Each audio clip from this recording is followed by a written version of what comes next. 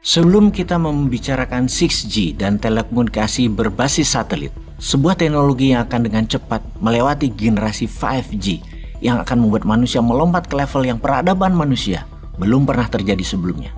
Kita tengok sebentar ke tanah air. Kita semua pasti sepakat, di Indonesia terjadi perubahan cara mendapatkan uang dalam 4 atau 5 tahun terakhir ini. Yaitu jika Anda ingin menjadi triliuner atau multimilioner adalah bukan dengan dagang, tetapi dekat dengan pusat pemerintahan atau pejabat pusat. Masa 5 tahun terakhir ini adalah era di mana uang hanya berpusat di pusat pemerintahan dan beredar di kalangan elit dalam jumlah yang sangat besar. Oh maaf nih ya, kalau kalimat di awal ini membuat para pengagum pejabat sekarang, misalnya pengagum opung, pengagum pejabat yang membiarkan opung bermanuver walaupun melanggar banyak aturan, juga misalnya apa yang dilakukan adalah merugikan nation, namun karena menguntungkan pejabat di sekitarnya juga mempertebalkan kantong keluarganya, ya didiamkan aja dan Anda menjadi sebel sama bosman karena kalimat bosman super nyindir. Maaf loh ya, habis banyak yang mangkel namun gak bisa ngomong nitip lewat bosman, ya saya sampaikan. Kita lanjut ya, bener deh, saat ini adalah periode yang selalu gaduh, apa aja gaduh. Habis maunya banyak sih, minta jabatan diperpanjang lah, yang dibungkus pura-pura rakyat yang mau, padahal pejabat yang mau. Anggaran Covid tidak teraudit jelas, 1.000 triliun kemana aja, tambang nikel habis, uangnya bukan buat rakyat tapi dibilang kita lah yang untung, hutang menumpuk dibilang aman lah, dan banyak lagi. Bernegara selama ini menjadi tidak menarik karena bukan adu otak bersaing karya positif terjadinya. Namun berkarya hanya satu yang boleh, yang sejalan dengan pemerintah pusat. Sementara dalam berkarya, negaranya digiring dengan hutang yang alhamdulillah hanya naik 5.000 triliun. Naiknya jumlah hutang tersebut, kalau di swasta, kalau Anda pinjam 1 triliun dalam 5 tahun harus sudah balik modal. Ini pinjam 5.000 triliun yang harusnya 5 tahun lagi hutang itu lunas dan kita punya aset produktif yang menghasilkan 1.000 triliun income per tahunnya. Kenyataannya gak jadi hal yang produktif, hanya jadi sebuah rupa saja atau bentuk, namun konsumtif. Rasanya pemborosan lagi, karena membangun memang tidak sesederhana main Lego, bangun bangunan gedung gitu doang, enggak. Herannya lagi, hutang masih dibilang aman, masih dibilang bagus, masih jauh dibandingkan negara lain kok presentasi jumlah hutangnya dengan PDB nasionalnya. Yang kalau pejabat ngomong demikian pengen deh naikin jari tengah rasanya.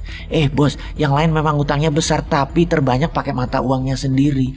Jepang utang terbesar adalah menggunakan yen, berutang pada lembaga sendiri. Tiongkok sama juga pakai yuan. Amerika apalagi ngutangnya pakai dolarnya sendiri. Kalaupun negara-negara itu pinjam pakai dolar atau mata uang asing yaitu dolar, deposit dolar mereka alias devisanya sudah besar di kas negaranya, alias ya seperti back to back aja. Jangan gitulah menteri rakyat kok bodohi sih. Udahlah. Kalau kita gimana? Sudahlah gitu ya kita ngomongnya. Kita membahas dunia aja sekarang. Tahun 2023 adalah tahun menarik. Tahun teknologi melompat ke level tertinggi di tengah-tengah kekacauan dengan segala yang tidak bisa diprediksi. Tahun 2023 tahun yang sangat berwarna. Tahun yang dibayangi resesi. Tahun yang dibayangi dengan turunnya daya beli dunia. Tahun yang diperkirakan akan mendapat gelombang Covid strain baru lagi. Tahun winter panjang bagi Eropa yang berimbas ke tahun winternya ekonomi dunia. Tahun perang Rusia, baik panjang maupun pendek sehingga selesai, selama tidak pakai nuklir, tak akan pengaruh bagi ekonomi dunia, namun berubah ekosistem kehidupan Eropa. Bagi dunia nggak terlalu. Tahun 2023 adalah tahun untuk terbang sukses berkelimpahan bagi mereka yang bisa mengadopsi, beradaptasi, dan mengambil peluang. Kita bicara 6G sekarang, bayangkan, kita bisa mentransfer data 1 tera cuma dalam 1 detik. Memakai 6G. Bisakah membayangkannya? Bakal sehebat apa hal itu? Oke, kita kasih ilustrasi. Dalam 1 bulan, sebuah keluarga misalnya sang suami bekerja full work from home. Sang istri nonton drakor setiap hari di Netflix, anak-anak lihat YouTube dan belajar dari rumah 8 jam sehari. Penggunaan internet sebulan paling tidak lebih 200 GB. Jadi menggunakan 6G, 5 keluarga bisa disuplai kebutuhan internetnya sebulan hanya dalam waktu 1 detik. Sekali lagi, kita ulangi ya sahabat, hanya dalam waktu 1 detik.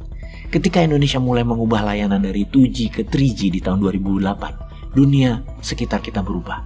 Dengan 3G, orang mulai chatting memakai BlackBerry, mengirim email lewat handphone masing-masing. Keren sekali melihat email masuk sendiri ke HP dan ada notifikasinya. Lalu di tahun 2014 masuk layanan 4G. Disinilah kita mulai melihat Gojek, GoFood, Traveloka, dan startup bisnis mulai bermunculan. kita mulai mengenal aplikasi banking. Kita melihat orang sudah jarang antri lagi di ATM. Semua memakai aplikasi banking. Saat ini sudah mulai masuk 5G yang bakal mengubah budaya kita lagi. Mobil tanpa supir atau driverless memerlukan koneksi 5G yang mana di Amerika Eropa sudah dipakai ribuan mobil otonomus driverless sudah di jalan-jalan. Lalu akan ada Go Drone di mana kita pesan makanan tapi diantar memakai drone yang berterbangan langsung ke rumah kita. Era 5G ini juga era metaverse di mana kita bisa nonton, jalan-jalan dan sekolah di dunia virtual. Bioskop akan jadi 4D karena orang sudah terbiasa nonton di dalam metaverse ini. Sekarang dunia sedang menguji coba 6G. Dulu-duluan antara Amerika dan Tiongkok, siapa yang akan memulai dan menguasainya? Bakal seperti apa dunia kalau era 6G ini diterapkan? Dengan 6G di tahun 2025 kita akan memiliki chips dengan jumlah koneksi 100 miliar sama dengan jumlah neuron saraf di otak manusia. Artinya komputer sudah bisa berpikir dan belajar seperti manusia.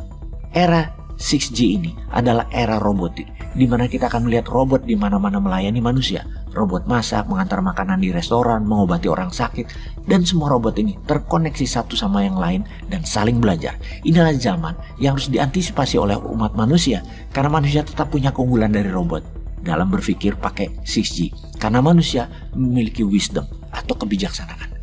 Kebijaksanaan yang dipunyai setiap manusia karena berhati dan berpikir, yang saat ini dicoba dimatikan oleh para buzzer rupiah agar membuat manusia Wakanda jadi robot. Jadi sesungguhnya yang unggul bukan Tiongkok dan Amerika dalam membuat robot 6G, karena di Wakanda sudah duluan membuat robot pakai buzzer rupiah.